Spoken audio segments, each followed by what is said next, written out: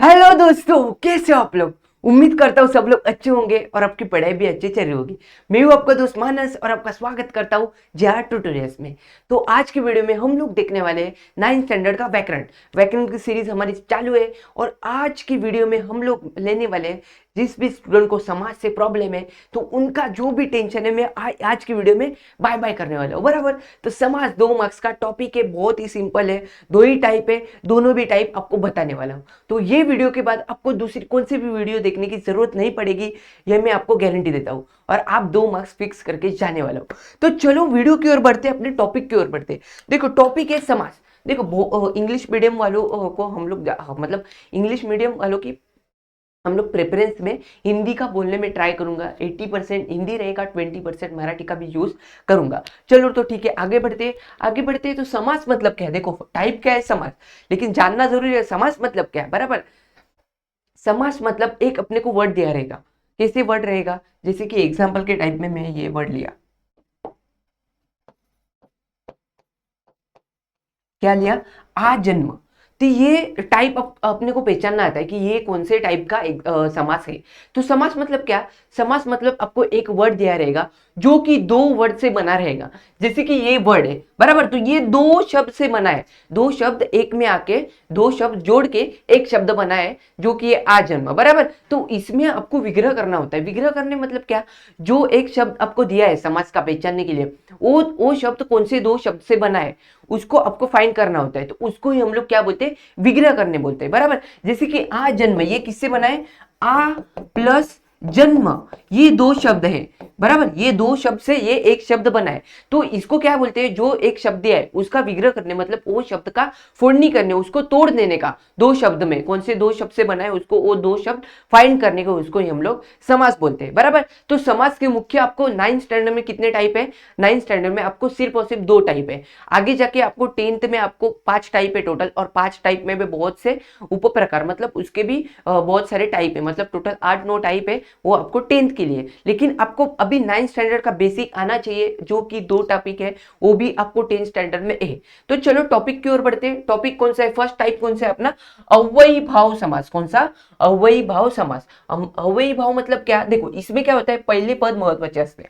देखो पहले पद महत्वाचे म्हणजे काय कि मतलब फर्स्ट पद मतलब क्या, जैसे कि मैं आपको बोला समास में क्या होता है, एक शब्द आता है जो कि 2 वर्ड से बना होता है। कितने, 2 वर्ड से। तो आपको विग्रह करना आना चाहिए। विग्रह करना मतलब शब्द की फोड़नी करनी चाहिए। बराबर, तो शब्द की फोड़नी करते टाइम शब्द के आगे नहीं तो पीछे कोई तो शब्द लगा होता है। बराबर, मतलब जो मूल शब्द होता है, मूल शब्द म्हणजे काय की जो आपल्या मूळ रूपात आहे, जसं की बुद्धी, बुद्धीच्या मागे आपण मान लावला तर तो काय होईल, बुद्धिमान होईल। तर यामध्ये मूळ शब्द काय झाला, बुद्धी हा मूळ शब्द हुआ। बराबर, तो जो मूल शब्द है उसके आगे नहीं तो पीछे मतलब प्रीफिक्स नहीं तो सफिक्स लगा होता है। बराबर, तो इसमें क्या है, ये टाइप में क्या है, अव्ययी भाव में हम लोग को क्या देखना होता है, पहले पद, मतलब इसमें कोई प्रीफिक्स लगा होता है क्या, हाँ होता है। वही मैं लिखा हूं कि क्या होता है, पहले पद महत्वाचे असते, मतलब इसमें क्या होता है, प्रीफिक्स लगा होता है। जो मूल शब्द होता है उसके आगे क्या लगा होता है, प्रीफिक्स लगा होता है। बराबर, जैसे कि एग्जांपल की 2 मैंने क्या लिया है, आ जन्म, तो यहाँ पे मूल शब्द क्या है,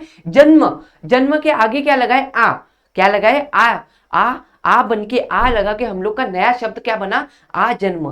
तो ये क्या हुआ, पहले पद मतलब प्रेफिक्स यहाँ पे लगा है, इसको हम लोग क्या बोलते हैं, प्रेफिक्स को मराठी में उपसर्ग भी बोलते हैं। तो ये उपसर्ग मतलब कौन कौन से प्रेफिक्स आते हैं, कौन, इसलिए इसमें पहले पद मतलब इसमें कंपलसरी क्या आता है, कंपलसरी प्रेफिक्स होता ही है। बराबर, मतलब उपसर्ग पहले पद आता ही है इसमें। जैसे कि देखो कौन कौन से आ सकते हैं, यथा आ सकता है पहले में, फर्स्ट मतलब क्या, प्रेफिक्स कौन कौन से आ सकते हैं, प्रेफिक्स ही आप याद रखो, क्योंकि आप इंग्लिश मीडियम से बिलोंग करते हो तो आपको इंग्लिश ज्यादा माइंड में रहेगी। तो आप क्या याद रखो, प्रेफिक्स लगता है। अव्ययी भाव में क्या लगता है, जो मूल रेगुलर शब्द है मतलब मूल शब्द उसके आगे क्या लगता है, प्रेफिक्स। और प्रेफिक्स कौन कौन से होते हैं, देखो यहाँ पे मैं सब प्रेफिक्स लिखे, यथा रहता है, हर रहता है, दर, बेला, गैर, ये बेला डबल हो गया, ठीक है, टू, प्रति। देखो जैसे कि देखो एग्जाम्पल भी देखा है, आ जन्म, यहाँ पे कौन सा प्रेफिक्स लगा है, आ लगा है। पहले पद महत्वाचे मतलब क्या, फर्स्ट पद महत्वाचे मतलब क्या, उसमें क्या रहता है, प्रेफिक्स रहता है। बराबर, और यहाँ पे दूसरे पद रहता दूसरे पद ऐसा रहता तो क्या रहता है यहाँ पे सफिक्स, मतलब क्या, इसका मीनिंग क्या हुआ, इसमें क्या लगा होता, सफिक्स लगा होता। लेकिन यहाँ पे पहले पद महत्वाचे मतलब क्या लगा रहता है, प्रेफिक्स लगा रहता है, बराबर। और क्या लिखा हुआ देखो, पहले पद उपसर्ग, उपसर्ग मतलब बोला मैं प्रेफिक्स रहता है, आपको ये बोल दिया, बराबर। इसमें कौन कौन से उपसर्ग है, मतलब कौन कौन से प्रेफिक्स लग सकते हैं, वो भी मैं सब लिख के दिया हूं, बराबर, स्क्रीनशॉट लीजिए। जैसे कि देखो सुप्रभात, प्रतिदिन, प्रति आ गया यहाँ पे, सु आ गया, बराबर। तो ए जैसे उसमें क्या होते हैं, प्रेफिक्स मतलब उपसर्ग लगा होता है, तो इसको हम लोग क्या बोलते हैं, अव्ययी भाव समास। तो अव्ययी भाव में क्या आपको सिंपल क्या याद रखना है कि कौन सा भी जो शब्द होगा, रेगुलर शब्द होगा, उसके पहले मतलब उसमें कोई तो प्रेफिक्स लगा होता है, उसको हम लोग क्या बोलते हैं, अव्ययी भाव। मतलब आपको सिंबल सा याद रखना है कि कोई भी शब्द हो, कोई भी समास का शब्द पहचानने को आ गया तो उसके आगे मतलब मूल शब्द आपको पहले तो पहचानना आना चाहिए, कि मूल शब्द तो आपको वैसे भी पहचानना किसी को भी आता है, सिंपल सा आता है, जन्म, कोई भी सिंपल अपना रेगुलर जीवन में हम लोग रेगुलर लाइफ में जो शब्द बोलते हैं वही शब्द आते हैं, बराबर। तो वो आपको पहचानना बहुत ही सिंपल है। तो उसके आगे देखने का कि कोई शब्द आया है क्या, कोई शब्द आया है और उसको लगा के दूसरा शब्द बनता है, तो वो क्या हुआ, अव्ययी भाव समास हुआ। जैसे कि एग्जाम्पल में यहाँ पे लिखा हूं, आज जन्म, सुप्रभात, प्रतिदिन। दिन क्या है, मूल शब्द है, उसके आगे क्या लगा, प्रति लगा, तो वो क्या हो गया, अव्ययी भाव समास हो गया। प्रभात, प्रभात क्या है, मूल शब्द है, सिंपल शब्द, बराबर, मूल शब्द, उसके आगे क्या लगा, सु लगा, तो वो क्या हुआ, अव्ययी भाव हुआ, बराबर। और इसमें क्या है, ये हुआ उसका फर्स्ट टाइप। इसमें भी सेकंड टाइप कैसे पहचानने का आता है, जैसे की देखो एकच शब्द जोडून जे शब्द तयार होतात ते सुद्धा अव्ययी भाव समासामध्ये येतात, म्हणजे शब्दांची द्विवृत्ती, मतलब सेम शब्द रहते हैं, वो सेम शब्द जोड़ के एक शब्द बनता है, उसको भी हम लोग क्या बोलते हैं, अव्ययी भाव समास बनते हैं।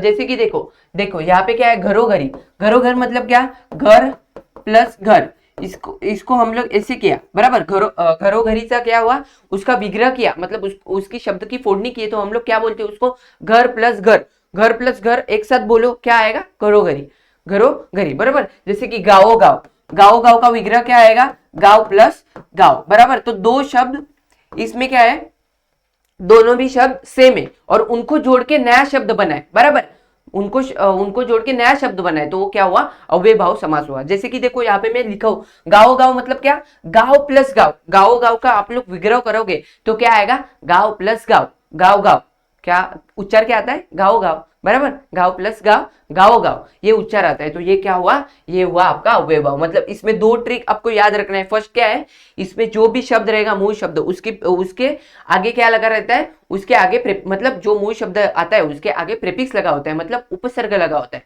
और उपसर्ग भी कौन कौन से आते हैं, यथा, बेल, दर, हर, आ, सु, प्रति, इस के ये जैसे आते हैं, सब मैं आपको लिख के दिया हूं, बराबर।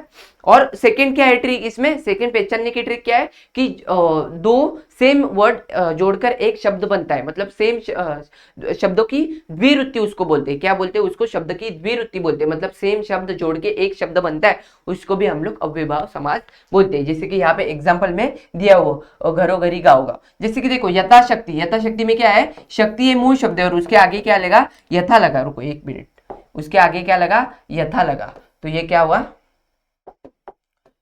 देखो इसके आगे क्या लगा, यथा लगा, प्लस शक्ति क्या है, शक्ति तो अपना मूल शब्द है, बराबर। अभी दर रोज, रोज क्या है, रोज, रोज है अपना मूल शब्द, बराबर, और उसके आगे क्या लगा, दर लगा, बराबर, प्रीफिक्स लगा दर, तो ये क्या हुआ, ये हुआ अपना अव्ययी भाव समास। देखो हर, घड़ी, घड़ी क्या है, मूल शब्द, उसके आगे क्या लगा, प्रीफिक्स क्या लगा, हर, तो ये क्या हुआ आपका अव्ययी भाव समास का टाइप हो गया, बराबर। हजार, हजार के आगे क्या लगा, गैर लगा, हजार के आगे क्या लगा, गैर लगा, प्रेफिक्स लगा, बराबर, तो ये क्या हो गया आपका अव्ययी भाव समास हो गया, बराबर। तो ये दो ट्रिक याद रखो, कैसे अव्ययी भाव समास पहचानते हैं। एक तो क्या बोला मैं, उसके आगे मतलब उसको प्रेफिक्स लगा होता है, उपसर्ग लगा होता है, और उपसर्ग भी जो जो आते हैं सब लिख के दिया हो, मतलब कोई भी आपको टेंशन लेने की बात नहीं है, बराबर। और आगे सेकेंड टाइप क्या है, दो शब्द सेम शब्द जोड़ के एक शब्द बनता है, बराबर, मतलब शब्द की द्विरुत्ति होती है। जैसे कि आपको यहाँ पे मैं एग्जांपल की ओर लिखा हो, घरोघरी गाओ गाओ, सिंपल है, आपको कैसे भी हो सिंपल है, आपको पहचानना आता ही है, मतलब दो शब्द सेम सेम रहेगा तो आपको उच्चार करते टाइम आपको समझ में आता है, विग्रह करते टाइम आपको समझ में आता है, बराबर। तो ये हो गया आपका फर्स्ट टाइप, बराबर। सेकेंड टाइप क्या है अपना, सेकेंड टाइप है द्वंद्व समास। द्वंद्व समास में देखो 3 टाइप है टोटल, आपको तीनों टाइप आते हैं एग्जाम में, तीनों टाइप में से मतलब तीनों टाइप इंपॉर्टेंट है आपको, बराबर। तो इसमें फर्स्ट टाइप क्या है, इतरेतर, इतरेतर समास, क्या इतरेतर द्वंद्व समास, इतरेतर द्वंद्व समास। इसमें क्या है, विग्रह करता ना, क्या विग्रह करने मतलब क्या, मैं बोला आपको शब्द की क्या करनी, फोड़नी करनी, मतलब शब्द को क्या करना, अलग करना, बराबर। तो इसमें क्या होता है, इसमें होता है कि दो शब्द को क्या करता है, विग्रह करते हैं हम लोग, तब उसके बीच में क्या आता है, आणि व, ये दो वर्ड आते, क्या आणि व, बराबर, ये दो वर्ड आते। और क्या लिखा हो, दोन्ही पदाची अपेक्षा असते, देखो मतलब क्या, दोन्ही पद हे काय असतात, सेम असतात, मतलब दोन्ही पद का इंपॉर्टेंट क्या रहता है, सेम रहता है। आपको फर्स्ट विग्रह करने नहीं आएगा इसमें, तो क्या याद रखे, दो जो पद है दोन्ही पदांची अपेक्षा असते, मतलब क्या दोनों भी पद इंपॉर्टेंट असते। जैसे कि देखो आई वडील, मतलब जो भी रिलेटिव टाइप वर्ड है वही इसमें आते, इतना याद रखो आप। जैसे कि आई वडील, दोनों का दर्जा कैसा है, सेम है। स्त्री पुरुष, दोनों का दर्जा कैसा है, सेम है। मामा मामी, दोनों का दर्जा सेम है, बराबर। भाऊ बहन, बराबर। राम राम लक्ष्मण, ऐसे वर्ड आते हैं, मतलब क्यों नहीं, तो आपको विग्रह करना बहुत ही सिंपल है। आई वडील को हम लोग क्या बोलते हैं, आई आणि वडील, भाऊ आणि बहीण, स्त्री आणि पुरुष, राम आणि लक्ष्मण, सिंपल। उसके बीच में आणि ये वर्ड आता है, वह बहुत ही क्वचित आया तो आता है, बराबर। तो आणि ये विग्रह करताना आता है, और दोनों पद का इंपॉर्टेंट कैसे रहता है, सेम रहता है, मतलब दोनों जो पद है, जो दोनों शब्द है, दोनों की अपेक्षा कैसी है, इक्वल है, दोनों का इंपॉर्टेंट इक्वल है, वही माना जाता है। इसको क्या बोलते हैं हम लोग, इतरेतर द्वंद्व समास। बहुत ही सिंपल टाइप है, सबसे सिंपल तो यही है। इसमें एग्जाम्पल भी देखे, इसके आगे वैकल्पिक द्वंद्व समास। इसमें क्या है, विग्रहकर्ता ने क्या आता है, किंवा अथवा वा, ये तीन शब्द में से, या तीन शब्द में से विग्रह करताना कोई भी शब्द बीच में आता है। नहीं तो इसका क्या है, दोन्ही पदांपैकी एकाचीच अपेक्षा असते, मतलब क्या, दोनों पद में से एक की अपेक्षा, मतलब दोनों पद में से एक को ही इंपॉर्टेंट दिया जाता है। मतलब हम लोग कोई चीज मांग रहे हैं तो दोनों में से एक को ही इंपॉर्टेंट देंगे